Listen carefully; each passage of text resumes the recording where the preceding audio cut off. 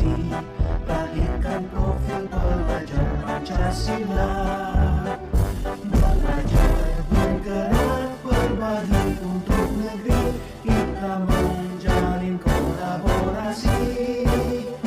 Belajar, bergerak, berbagi untuk negeri, demi bakti para ibu pertiwi.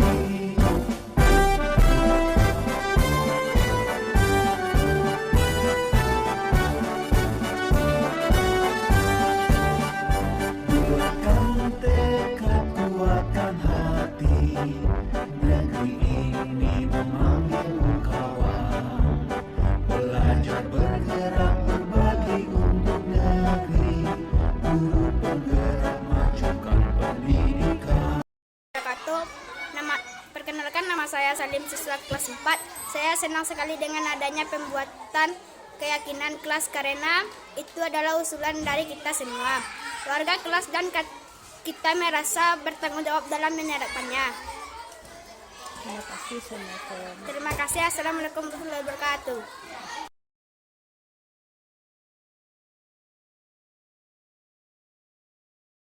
Assalamualaikum warahmatullahi wabarakatuh. Bersyukur kehadirat Allah Subhanahu wa taala yang mana berkat limpahan rahmat kita dapat hadir pada acara diseminasi budaya positif yang kita lakukan pada hari ini. Kemudian salawat dan salam kita hadiahkan pahalanya kepada Nabi besar kita Nabi Muhammad Sallallahu Alaihi Wasallam.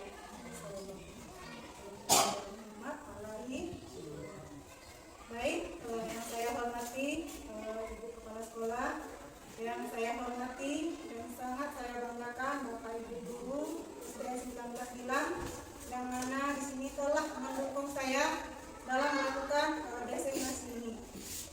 Di sini saya bukan mengajari Bapak Ibu, saya bukan yang paling tahu di sini, tapi saya memperoleh informasi ini terlebih dahulu, kemudian saya mempunyai kewajiban untuk menyampaikannya kepada Bapak Ibu dalam rangka tugas saya sebagai guru penggerak angkatan 8 Kabupaten Solo. Baik, mungkin saya harus memperkenalkan diri dulu. Perkenalkan, nama saya Putri Media Dona.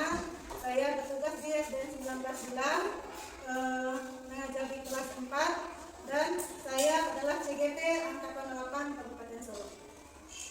Hari ini kita akan membahas tentang penerapan budaya positif.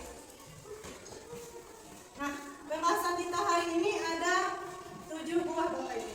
Yang pertama, perubahan paradigma belajar. Yang kedua, disiplin positif. Yang ketiga, motivasi perilaku manusia. Yang keempat, kebutuhan dasar manusia, posisi kontrol restitusi, dan keyakinan kelas serta segitiga restitusi. Baik, kita akan membahasnya satu persatu, Bapak Ibu. Apakah bersedia? Baik, kita mulai pada perubahan paradigma belajar. Nah, pembelajaran dengan paradigma baru yaitu pembelajaran yang berorientasi pada penguatan kompetensi dan pengembangan karakter yang sesuai dengan profil pelajar Pancasila. Nah, di sini ada 6 kriteria profil pelajar Pancasila. Yang pertama, beriman dan bertakwa kepada Tuhan Yang Maha Esa dan berakhlak mulia. Kemudian yang kedua, berkebinekaan global. Yang ketiga, mandiri, gotong royong, bernalar kritis dan kreatif. Nah, P3 ini atau profil pelajar Pancasila ini sedang digembor-gemborkan dalam kurikulum Merdeka Belajar. Nah, kita yang masih kurikulum Pertilas 13, kita selipkan yang ketiga ini ke dalam pembelajaran kita. Nah, di sini lanjut. Nah, ini menurut Kofi ya Bapak Ibu. Bila kita ingin membuat kemajuan perlahan, nah jika perlahan, sedikit-sedikit ubahlah sikap atau perilaku kita. Itu jika kita ingin kemajuan yang perlahan. Namun bila kita ingin memperbaiki cara-cara utama kita, maka kita perlu merubah kerangka acuan kita. Jadi apabila kita ingin merubah, maka kita memiliki acuan. Kemudian ubahlah bagaimana Anda melihat dunia, bagaimana Anda berpikir tentang manusia, dan ubah paradigma Anda. Skema pemahaman dan penjelasan aspek-aspek tertentu tentang realitas. Nah, di sini kaitannya kita sebagai guru biasanya kita kenal dengan yang biasa kita lakukan, yaitu kita kenal dengan stimulus respon. Nah, kita ubah stimulus respon ini dengan teori kontrol. Kita ubah paradigma kita sebagai guru. Biasanya kita sebagai guru realitas itu kebutuhan kita sama. Kita sama-sama manusia, kita sama-sama harus belajar, anak harus sama-sama mendapat ini. Itu paradigma kita. Sedangkan pada teori kontrol itu kebutuhan kita berbeda. Nah, nanti kita akan membahasnya lebih dalam pada teori kebutuhan manusia. Kebutuhan manusia itu ada 5, kita bahas pada bab berikutnya. Kemudian setiap orang memiliki gambaran yang sama, pandangan yang sama. Itu paradigma awal kita. Bagaimana cara kita berpikir? Kita beranggapan orang berpikir juga seperti itu. Sedangkan sudut pandang orang itu berbeda-beda sesuai dengan pandangan dan situasi dirinya. Nah, kemudian ada di bawahnya, kita lanjut lebih lanjut saja. Perilaku guru dilihat sebagai suatu kesalahan. Nah, ini yang kita lakukan kepada siswa kita ya, Bapak Ibu. Apabila siswa kita berperilaku buruk, itu merupakan suatu kesalahan siswa. Sedangkan semua perilaku siswa itu memiliki tujuan sebenarnya. Ada tujuan di balik semua perilaku siswa. Bukan semata-mata hanya karena kesalahan siswa saja. Itu yang harus kita rubah semua paradigma kita. Kemudian lanjut. Yang kedua, disiplin positif. Disiplin positif ini ketika Bapak Ibu mendengar kata disiplin, apa yang terlintas di pikiran Bapak Ibu? Hukuman? Ya. Apa berarti peraturan? Ya, peraturan. Ya, tepat waktu. Nah, kita lihat disiplin di sini, pengertian disiplin. Saya pun baru mendapatkan pengertian disiplin ini. Di sini saya mendapatkan hal-hal yang baru. Nah, menurut dosen bahwa arti kata disiplin berasal dari bahasa Latin, yaitu disciplina, yang artinya belajar. Nah, biasanya ketika orang berkata disiplin, itu saya langsung pikiran saya kurang-kurang. Ternyata pengertiannya adalah belajar. Kata disiplin juga berasal dari kata yang sama dengan disipel, yaitu murid atau pengikut. Berarti pengertian disiplin itu adalah murid itu sendiri atau pengikut. Seseorang harus paham betul alasan mengapa mereka mengikuti suatu aliran atau ajaran tertentu, sehingga motivasi yang terbangun adalah motivasi intrinsik, bukan ekstrinsik. Nah, di sini poinnya, mereka mengikuti sesuatu aliran atau ajaran tertentu. Di sini mereka harus tahu dulu apa tujuan pembelajarannya. Makanya di setiap kita membuat pembelajaran harus ada tujuan pembelajarannya. Misalnya tujuan pembelajaran kita hari ini, siswa mampu menunjukkan 4 ciri-ciri makhluk hidup dengan tepat. Nah, jadi anak-anak itu mereka mengetahui, oh saya hari ini harus tahu nih ciri-ciri makhluk hidup. Jadi mereka tidak mengambang dan tidak apa sih ini benar-benar tentang apa. Tapi ketika mereka sudah tahu tujuannya di awal, mereka akan terfokus pada apa yang harus mereka ketahui. Nah, kemudian motivasi yang terbangun adalah motivasi intrinsik. Intrinsik itu maksudnya dari dalam dirinya sendiri, bukan ekstrinsik. Ekstrinsik itu dari orang lain, dari luar. Nah, tujuan disiplin positif. Tujuan dari disiplin positif adalah untuk menanamkan motivasi kepada semua siswa agar mereka menjadi orang yang mereka inginkan. Saya harus menjadi orang yang berwibawa, saya harus menjadi orang yang bisa dalam belajar. Nah, seperti apa mereka inginkan? Mereka menghargai diri sendiri dengan nilai-nilai yang mereka percaya. Nah, motivasi ini berasal dari diri siswa sehingga akan berdampak jangka panjang dan tidak akan terpengaruh dengan adanya hukuman dan hadiah.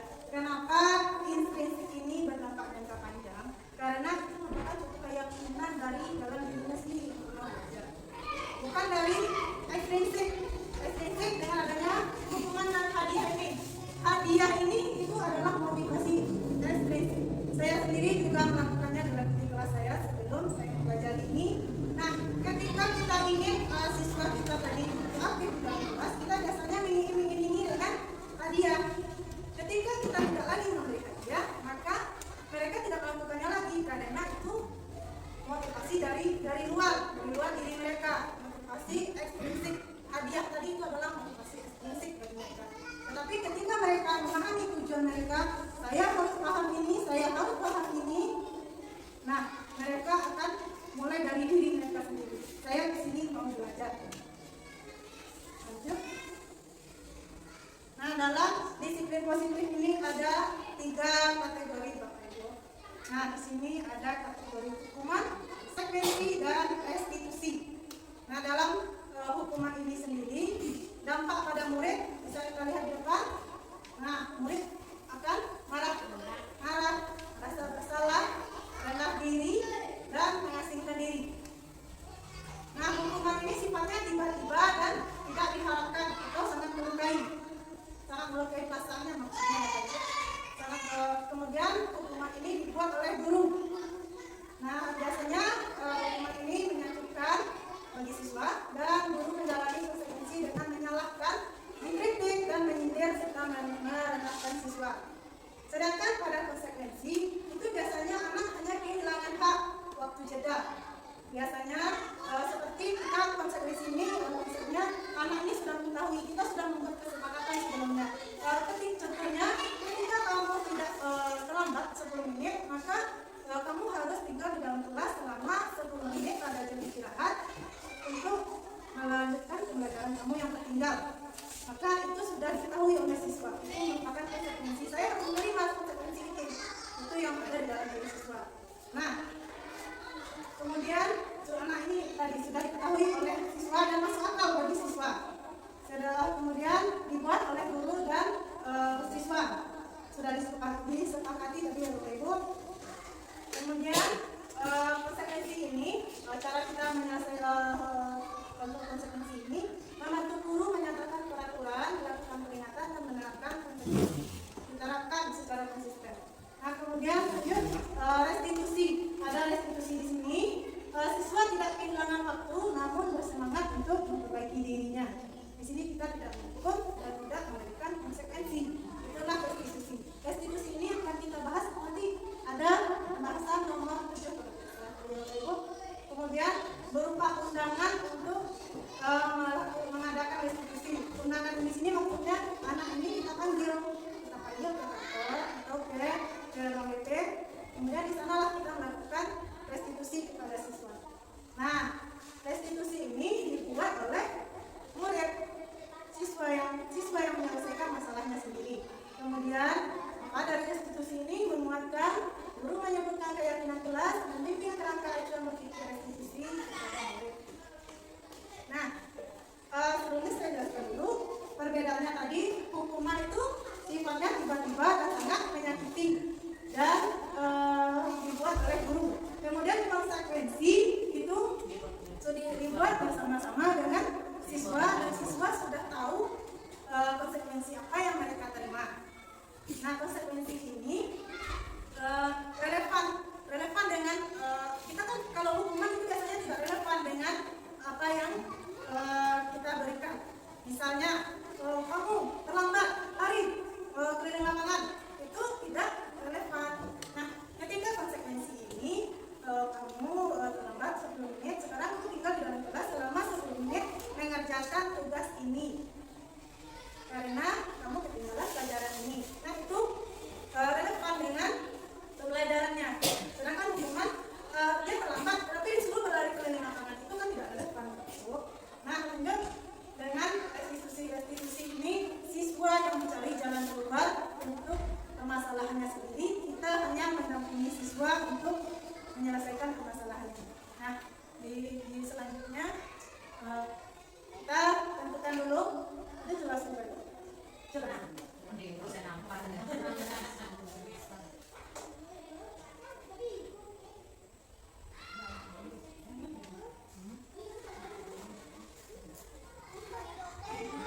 Slideshow saya di laptop tuh, Mbak.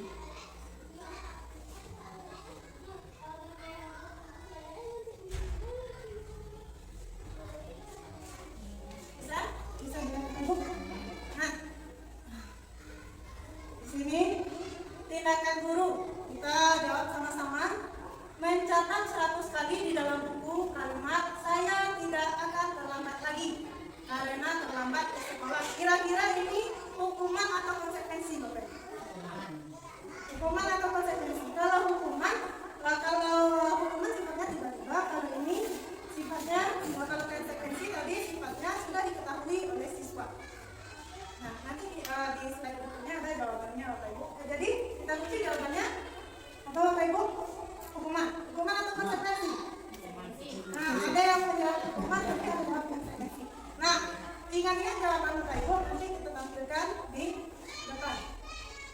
Kemudian lari mengelilingi lapangan basket 2 kali karena terlambat hadir di sekolah. Hukuman atau konsekuensi?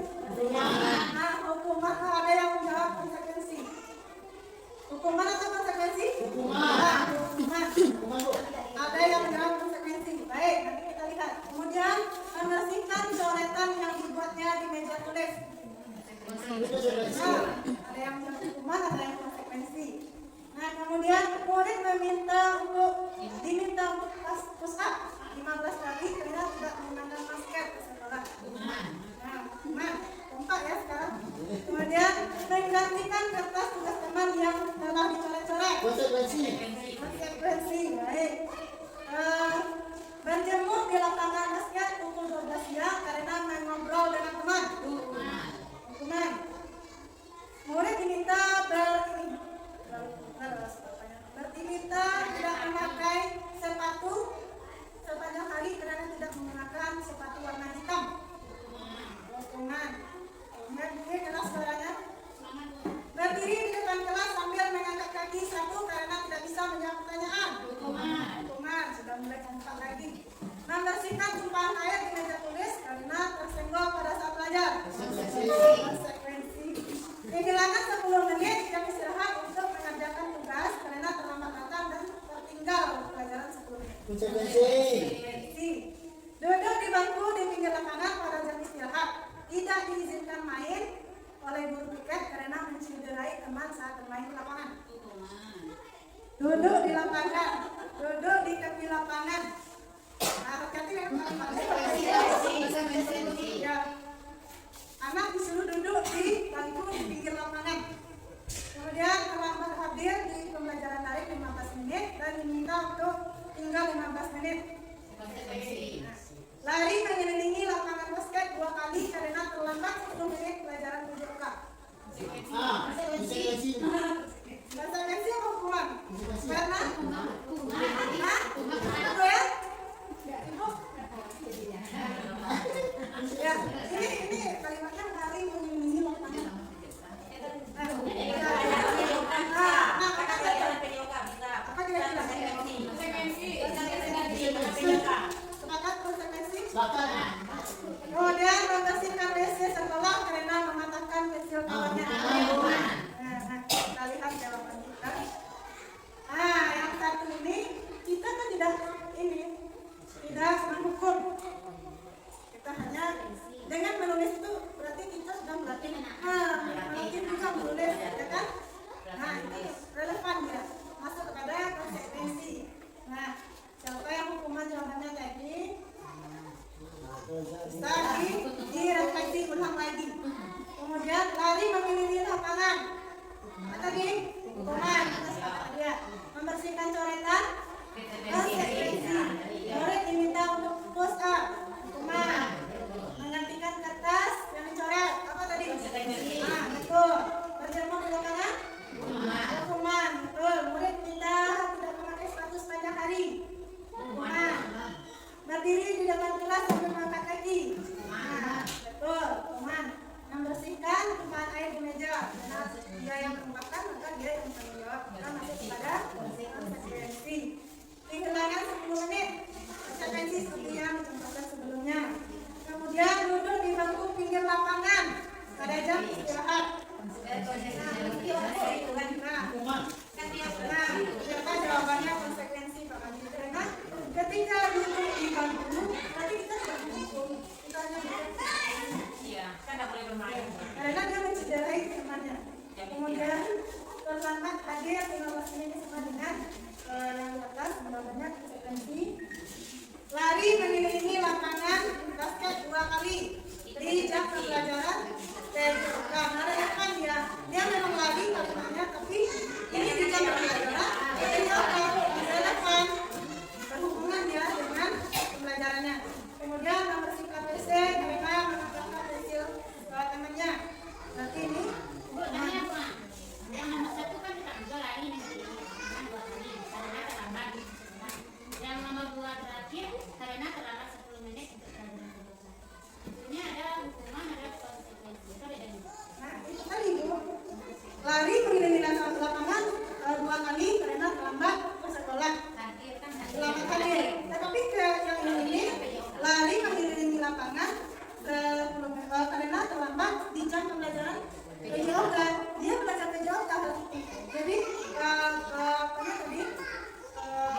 Contohnya bahwa konsekuensi ini harus relevan dengan yang mereka pelajari. Nah, mata pelajarannya kalau di PJOK kan memang ada pelajaran lain.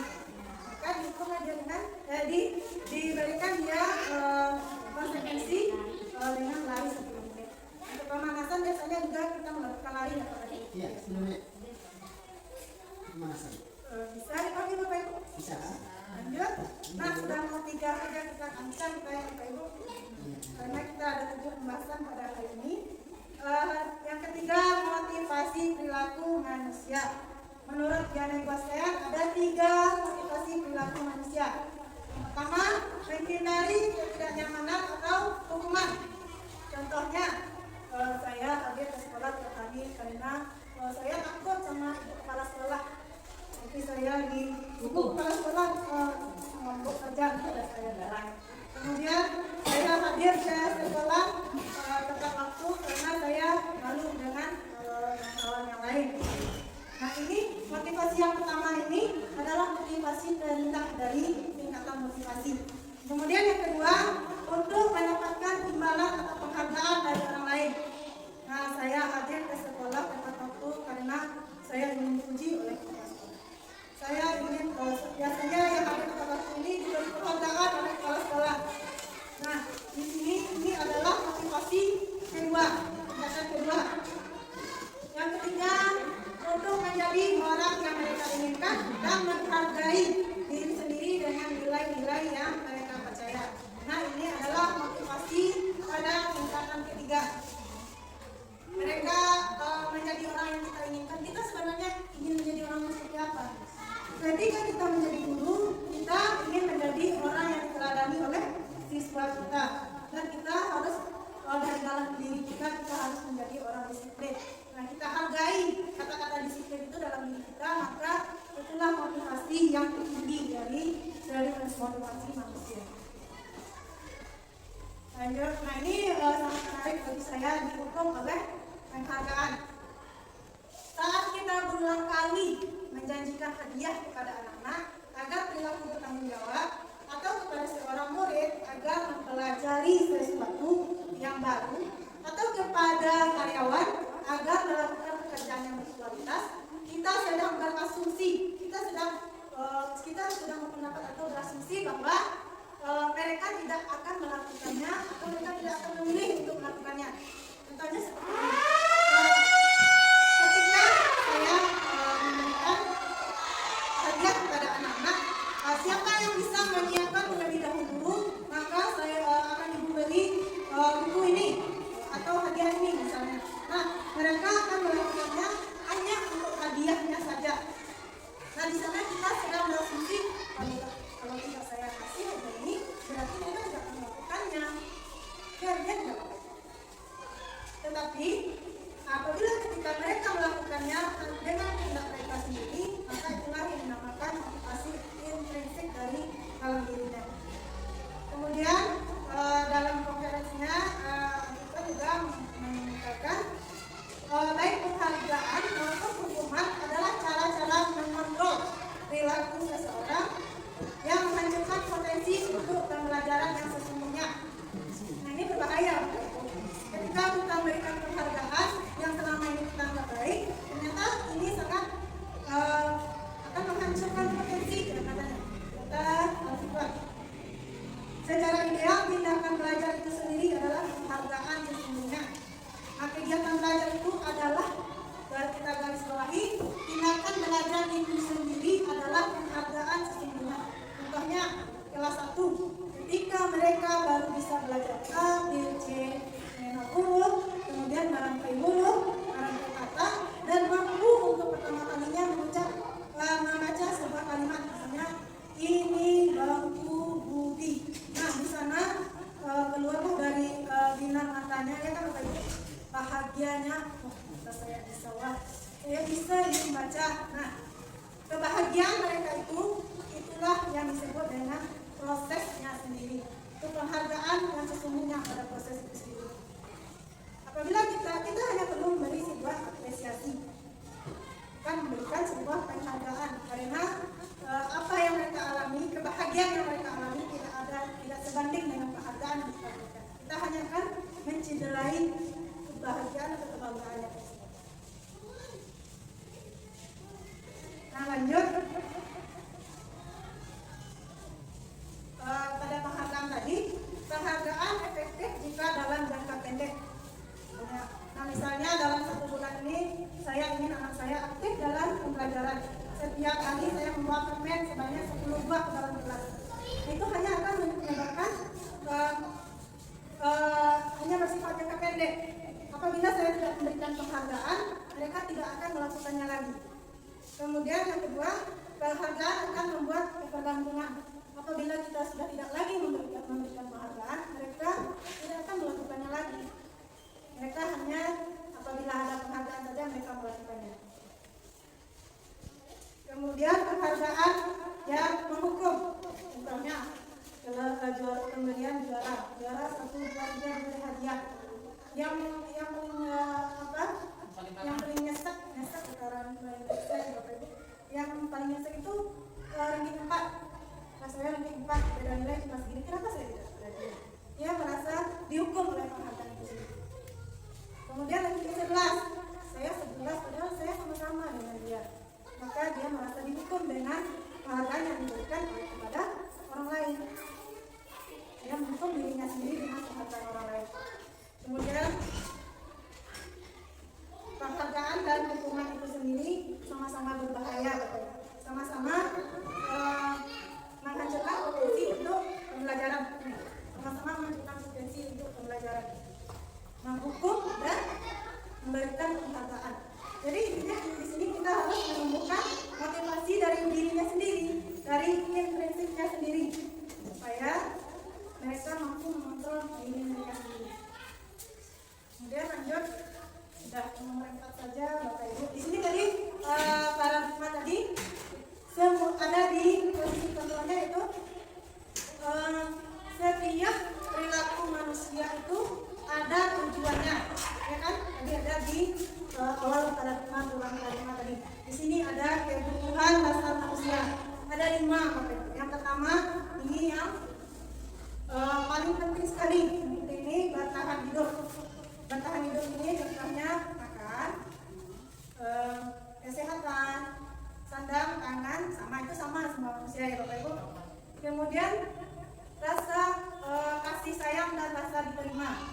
Jadi mereka itu membutuhkan kita manusia semuanya. Jadi kalau kita bawa kepada siswa, jadi siswa itu membutuhkan kasih sayang dan rasa diterima oleh guru, oleh teman-temannya. Misalnya, sini main. Jadi itu mereka berarti sudah merasa diterima. Mereka tidak dikucilkan. Mereka butuh itu di sekolah. Kemudian yang kedua, kebebasan. Mereka tidak mau, kita sendiri tidak mau dikekang. Mereka tidak mau, mereka ingin menentukan pilihan mereka sendiri. Mereka butuh kebebasan. Kemudian yang ketiga, kesenangan. Kesenangan, semua orang membutuhkan kesenangan. Begitu pula dengan siswa. Ketika siswa ini kita belajar di dalam kelas, mereka bercanda dengan temannya, itu berarti mereka sedang membutuhkan kesenangan. Kemudian misalnya mereka sekedar menjahili temannya, melempar temannya dengan kertas, itu semata-mata mereka sebenarnya mencari kesenangan. Jadi makanya ada istilahnya ice breaking dalam pembelajaran. Jadi ketika anak-anak itu bosan, mereka butuh kesenangan, maka kita penuhi kebutuhan itu. Kemudian lanjut pada penguasaan. Penguasaan di sini maksudnya saya bisa, saya begini, saya mampu loh begini. Nah, ini maksudnya. Dia harus diakui. Halo?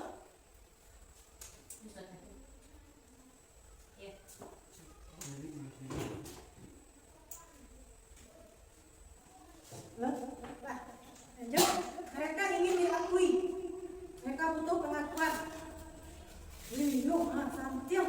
Itu soalnya.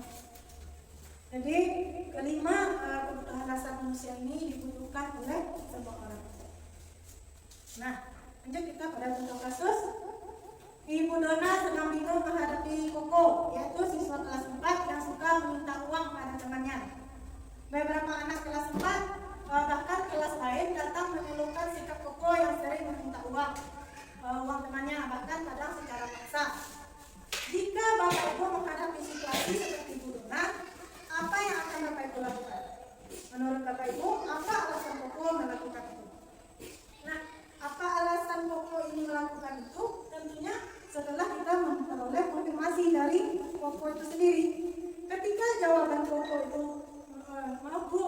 lapar.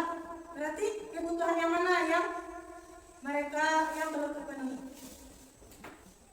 Kebutuhan dasar yang mana? Balik lagi.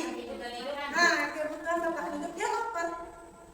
Kita lapar, dia lapar, makanya dia meminta uang. Dia tidak punya uang, makanya dia meminta teman kepada temannya. Apabila kita lapar, kita beranikan diri untuk memaksa kepada teman.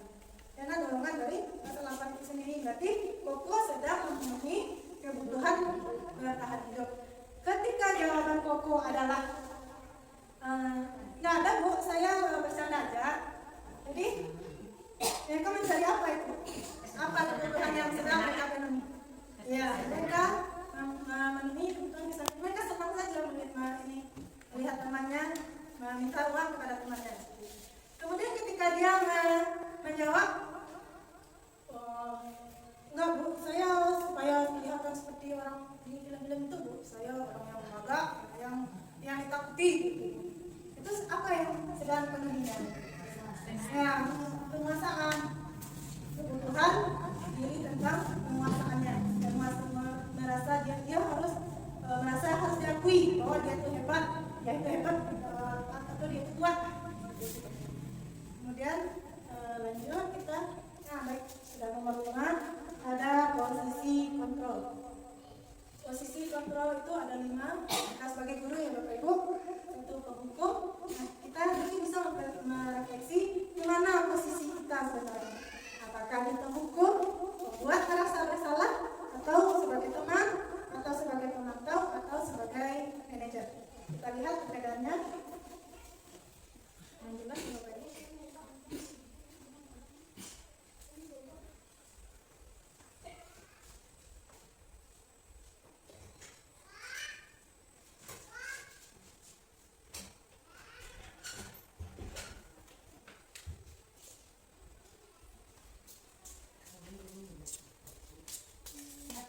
Bisa dilihat Bapak Ibu?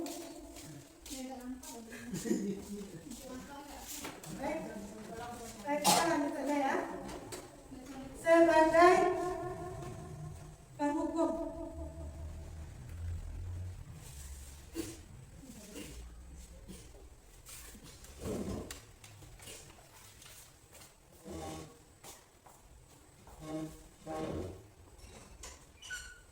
baik, sebagai penghukum di sini biasanya seorang itu menghardik, menunjuk-nunjuk, dan menyakiti atau menyindir.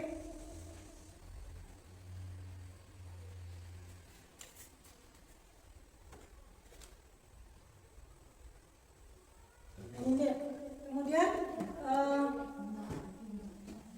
pada penghukum merasa bersalah biasanya kemudian merasa bersalah. Kita lanjutkan dulu yang penghukumnya. Maaf Ibu, saya duduk karena di sini dalam jelas untuk dibaca. Kemudian guru berkata, kalau kamu tidak melakukannya, saya akan apa? Saya akan menyuruh kamu begini, kamu begitu. Nah, kemudian hasilnya siswa itu akan memberontak, mungkin mereka dendam dan menyalahkan orang lain. Kemudian murid berkata, saya tidak peduli. Oke Bu. Kemudian pada posisi kontrol membuat merasa bersalah. Ini membuat merasa bersalah. Di sini biasanya guru berceramah menunjukkan kekecewaan yang mendalam pada siswa. Contohnya kamu sudah mengecewakan ibu. Kamu mau ibu seperti ini. Kamu sudah membuat ibu seperti ini loh. Nah, itu membuat siswa merasa bersalah. Nah, kemudian hasilnya siswa akan menyembunyikan dan menyangkal dan juga berbohong, menyembunyikan dari kita, karena kalau saya sampaikan kepada ibu, nanti ibu akan begini, dia kecewa kepada saya. Nah, siswa cenderung akan menyembunyikannya. Kemudian mereka berkata, maafkan saya Bu, seperti itu. Kemudian dampak pada siswa itu akan rendah diri, gagal dan tidak berharga. Kemudian kaitannya dengan dunia siswa, murid akan meletakkan guru di dunia berkualitasnya. Sedangkan di hukuman tadi, siswa meletakkan guru di dunia yang tidak berkualitas menurut mereka. Kemudian pada posisi teman ini guru akan berbuat alasan-alasan untuk muridnya.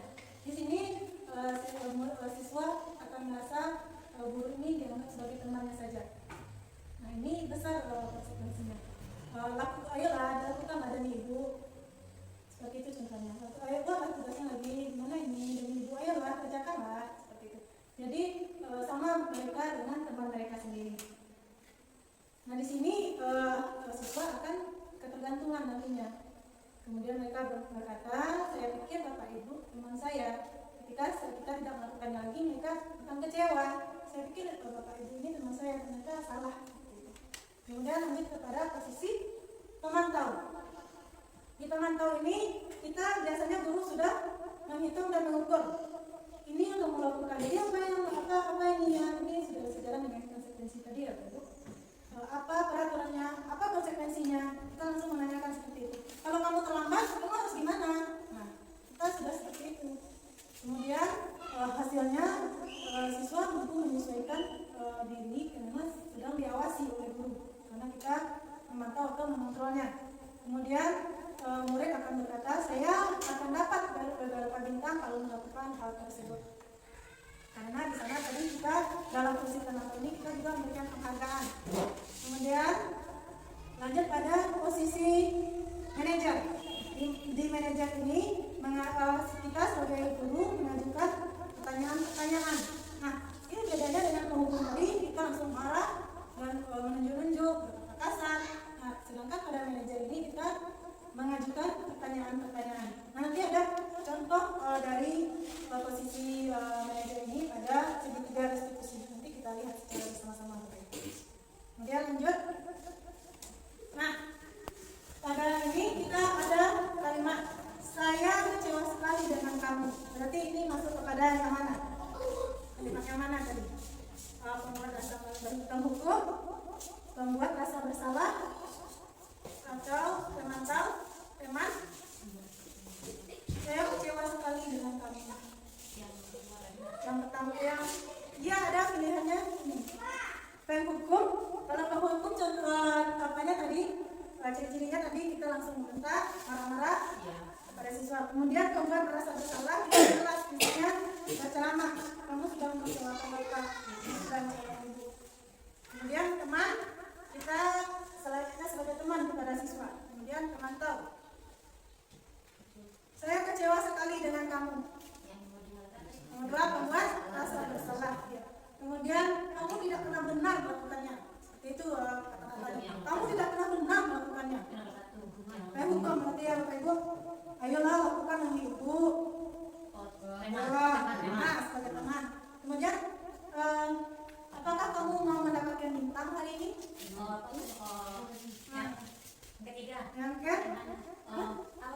Yang pertama penghukum, yang kedua pemberi rasa bersalah, yang ketiga teman, yang keempat komentar.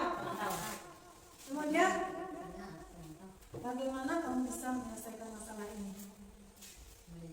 Nah, kita manajer.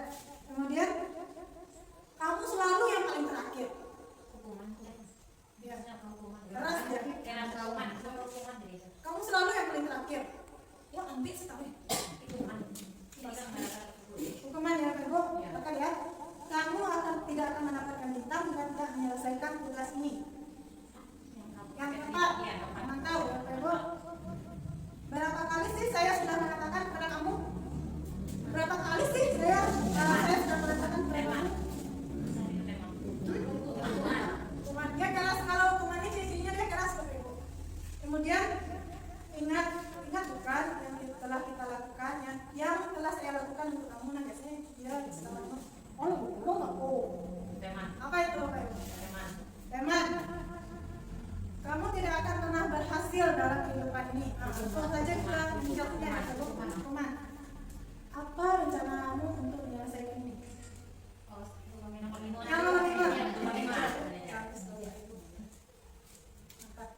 Kemudian sangat memahami. Kemudian masih ada ini Bapak Ibu. Sedikit lagi keyakinan kelas. Nah, di sini langsung saja pada pembentukan keyakinan kelas. Keyakinan kelas bersifat lebih abstrak daripada peraturan yang lebih rinci dan konkret. Ini maksudnya kalimatnya itu pendek, satu kata saja, tapi lebih melingkup kepada semua bidang. Misalnya apa keyakinan kita?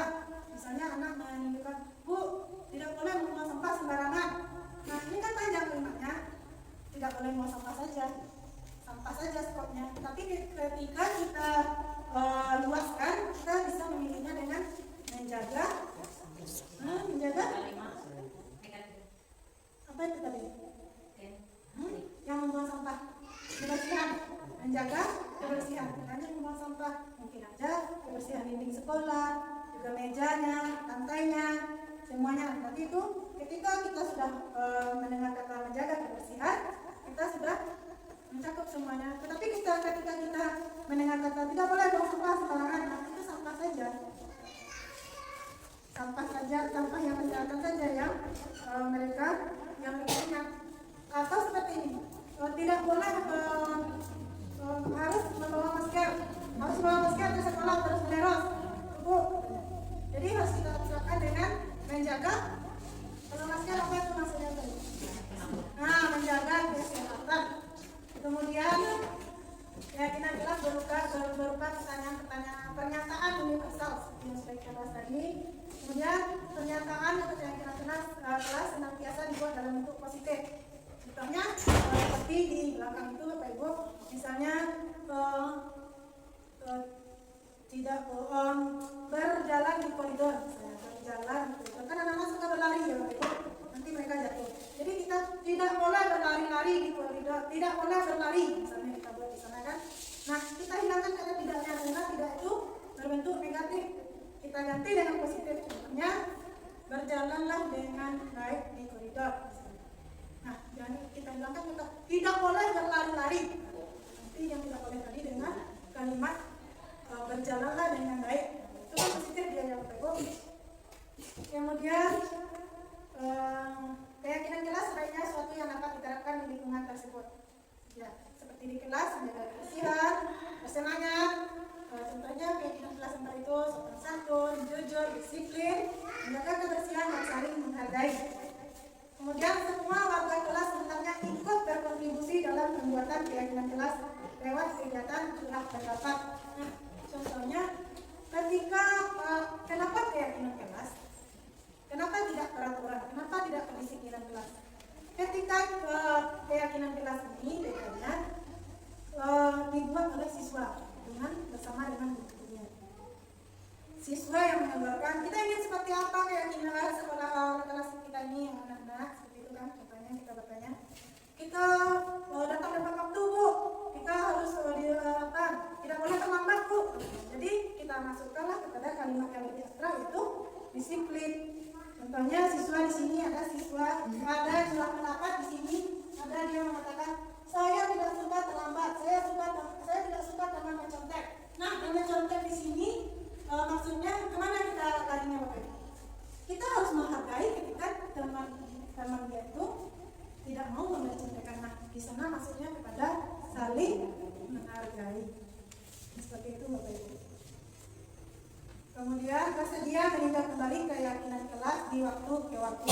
Apabila keyakinan kelas itu tidak terlaksana atau ada yang perlu ditambahkan seiring berjalannya pembelajaran dalam 1 tahun itu, maka bersedia meninjau kembali keyakinan itu apakah ditambahkan atau bagaimana atau direfleksi.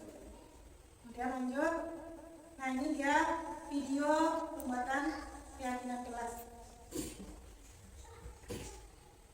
Nah, di sini sengaja saya cepatkan ya Bapak Ibu karena durasi kita. Nah, di sini saya menjelaskan dulu tentang keyakinan kelas ini. Kita akan memanfaatkan keyakinan kelas ini selama 1 tahun. Nah, kemudian mereka setelah memahami, saya berikan kertas.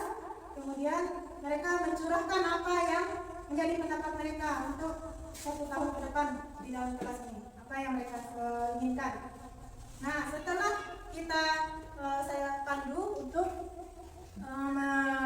mengubahnya kepada kalimat positif dan kepada yang lebih abstrak, maka siswa juga diajak bersama-sama dalam membuatnya. Kemudian disepakati secara bersama-sama. Nah, di sini mereka juga ikut menandatanganinya di sana. Jadi mereka merasa mereka yang memiliki aturan. Nah, mereka juga merasa memiliki tanggung jawab untuk menjalankannya. Tetapi ketika sebuah peraturan dibuat hanya oleh guru, mereka tidak akan merasa memiliki. Sedangkan keyakinan kelas ini mereka yang membuat, mereka yang meyakini, dan mereka yang melakukannya karena mereka merasa memilikinya.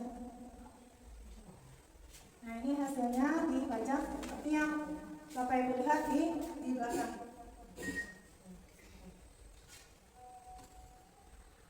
Nah, akhirnya sampai kepada yang terakhir, yaitu restitusi.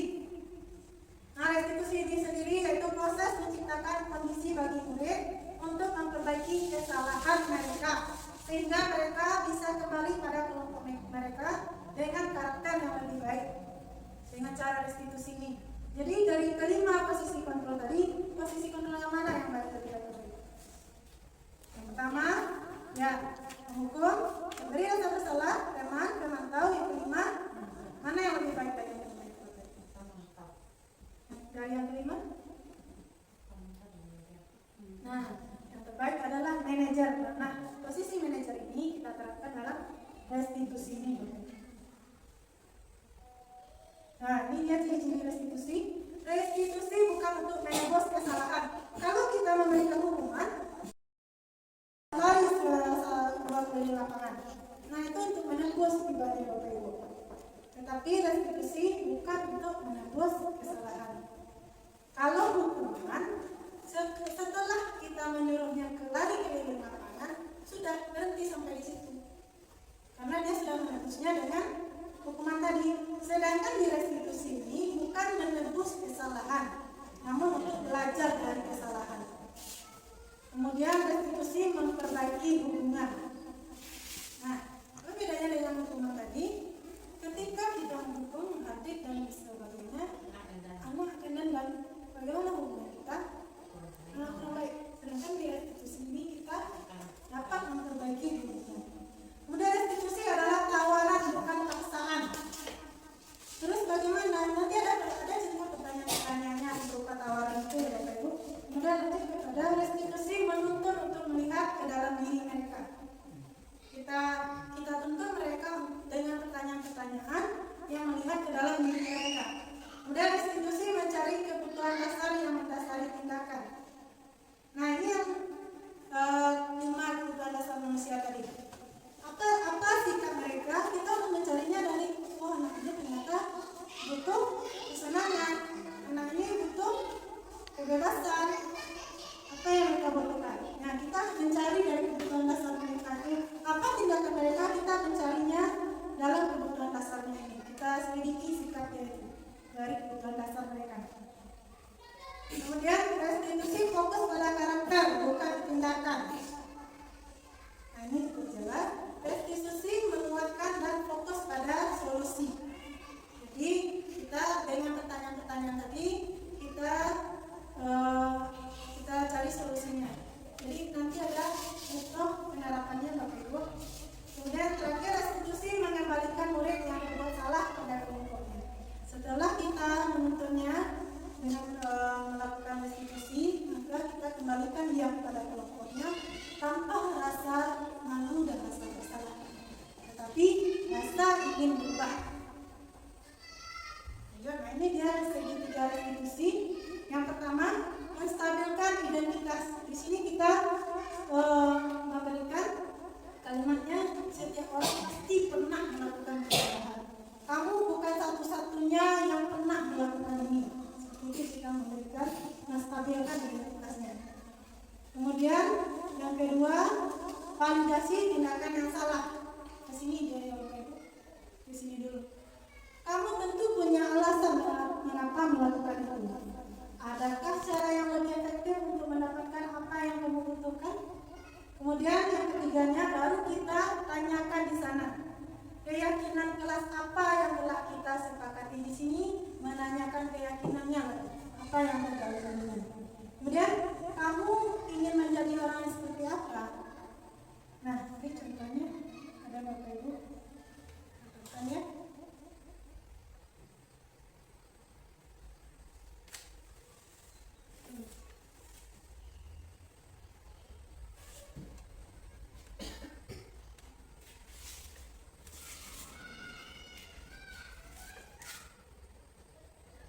Disconnected.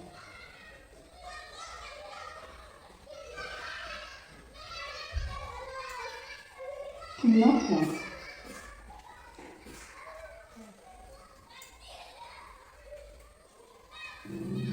Selamat siang Alia. Alia, tadi ibu mendapat laporan dari ketua kelas katanya kamu ada masalah di kelas. Ya Bu, habisnya saya kesal sekali sama Tia. Masa dia selalu menolak tugas yang saya buat. Seperti itu, ya wajar lah. Di sini stabil identitas ya Pak. Nanti ibu akan melakukan hal yang sama. Karena usaha yang kita lakukan, orang lain hanya mencobanya saja. Ya betul Bu. Lalu apa yang kamu lakukan terhadap dia? Saya memarahinya Bu. Saya kesal lalu dia menangis. Oh begitu. Pasti kamu mempunyai alasan kenapa kamu menolak itu. Ya Bu, saya kan kesal. Saya susah payah membuat Ini validasi misalnya validasi tindakan yang salah. Kamu tidak rela tugas yang kamu buat dicontek oleh dia. Ibu sangat menghargai tindakan kamu yang tidak berbuat lebih dari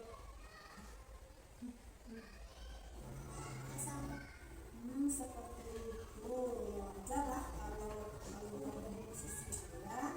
Mungkin ibu akan melakukan hal yang sama. Karena usaha yang kita lakukan orang lain. Lalu apa yang kamu lakukan terhadap dia? saya memarahinya Bu. Saya kesal lalu dia menangis Bu. Oh begitu. Pasti kamu mempunyai alasan kenapa kamu menolak itu. Ya Bu, saya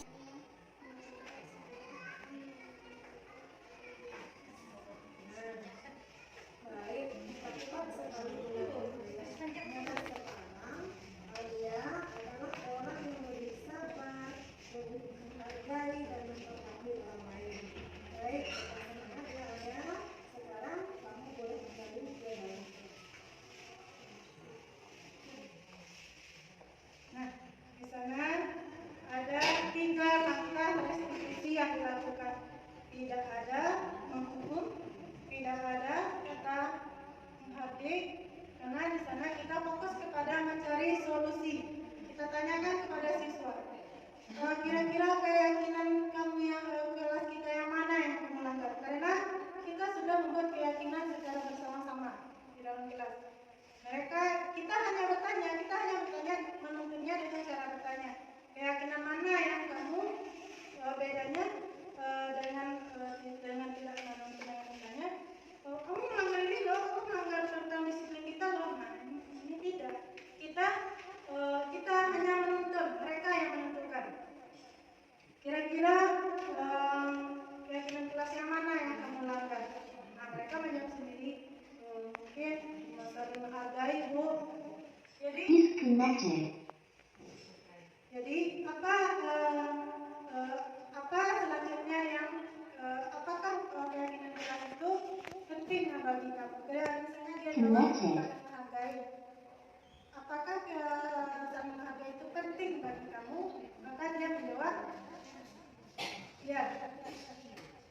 Kemudian kita tanyakan dia ingin menjadi orang yang seperti apa? Berarti dia menjawab sendiri, saya akan menjadi orang yang lebih sabar Bu, yang lebih bisa memaafkan teman Bu. Itu keluar dari mereka sendiri, maka mereka yang melakukannya, bukan paksaan dari kita. Maka itulah dia contoh dari segitiga restitusi. Baik, alhamdulillahirrahmanirrahim. Berakhir acara kita pada hari ini. Terima kasih Bapak Ibu yang telah menyaksikan esaminasi pada hari ini. Alhamdulillahirrahmanirrahim.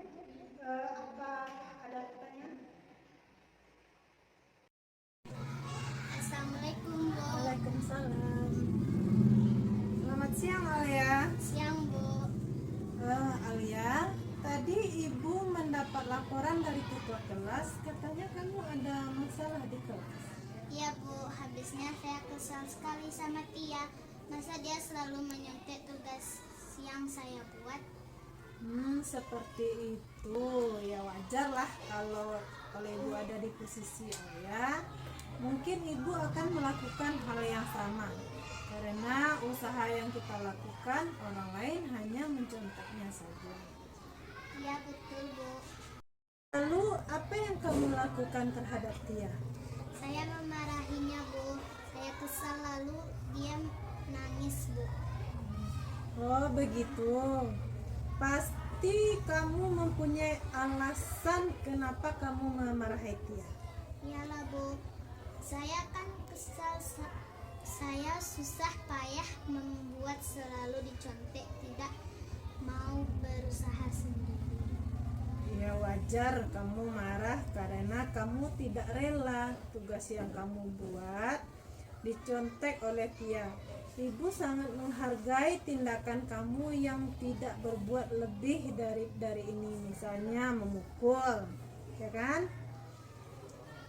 Sekarang kira-kira menurut Alia tindakan Alia marah-marah kepada Tia sesuai dengan keyakinan kelas kita apa tidak? Tidak Bu. Tidak.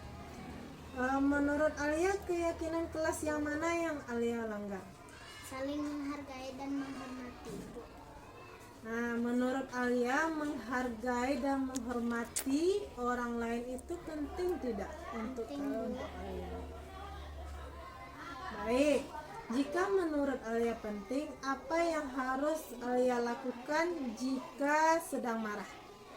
Mungkin untuk lebih bersabar Bu. Jadi, apa yang harus kamu lakukan untuk memperbaiki masalah ini agar tidak terjadi lagi? Saya harus lebih bersabar, menahan amarah saya. Kalau ada teman yang mencontek, saya akan menyampaikan kepada guru kelas. Nah, baik, tepat sekali tindakan Alia. Mulai sekarang, Alia adalah orang yang lebih sabar, lebih menghargai dan menghormati orang lain. Baik, tetap semangat ya Alia. Sekarang kamu boleh kembali ke dalam kelas. Terima kasih. Nah, Assalamualaikum warahmatullahi wabarakatuh. Perkenalkan, nama saya Alia, siswa kelas 4 SDN 19 Dilam. Saya sangat senang karena tadi ibu tidak memarahi dan menghukum saya karena saya marah-marah kepada Tia. Saya tadi diajak untuk memperbaiki kesalahan saya. Terima kasih Bu Mel. Assalamualaikum warahmatullahi wabarakatuh. Assalamualaikum warahmatullahi wabarakatuh. Saya Isma Yeni sebagai Kepala Sekolah SDN 19 Dilam. Saya merasa bangga dan memberikan dukungan yang penuh kepada Ibu Fitri Meliadona yang saat ini sedang mengikuti program Guru Penggerak Angkatan 8. Setelah saya menyimak diseminasi yang telah dilaksanakan Ibu Mel pada teman sejawat, hendaknya guru SDN 19 Dilam dapat menerapkan posisi kontrol manajer, menerapkan budaya positif, dan segitiga restitusi kepada siswa SDN 19 Dilam. Sekian dan terima kasih.